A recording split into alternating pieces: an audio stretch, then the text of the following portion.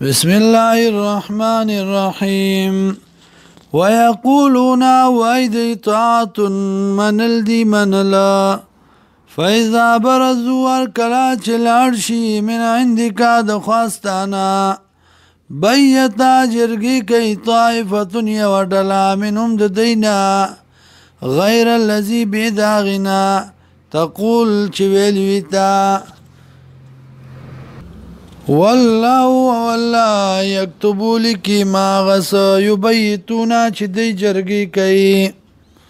فأعرض عنهم مخوالو ددينا وتوكل على الله وتوكل كوف الله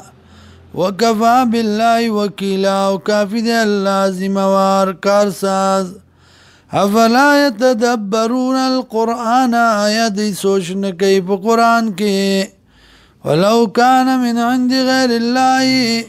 او کچرتا ودا د الله نه علاوه د بل چا د طرفنا لوجدوا نخامخ مندل به او فيه پدې کې اختلافا کثیرا اختلاف ډیر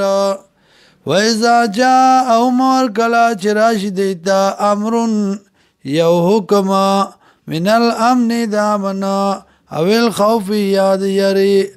اذاو به امر یو خبر من الامن دامنا او الخوف یاد یری اذاو به نخوری دی غیلرا ولو ردو او کچرت واپس کړه دی لرا الى الرسول پیغمبر تا و الى اولی الامر او خواندانو د حکم تا منهم د دینا لعلمه الذین نخامخ پوی کړي به واکسان یستنبتونه چې اخلی دی حکم لرا منهم دا غینا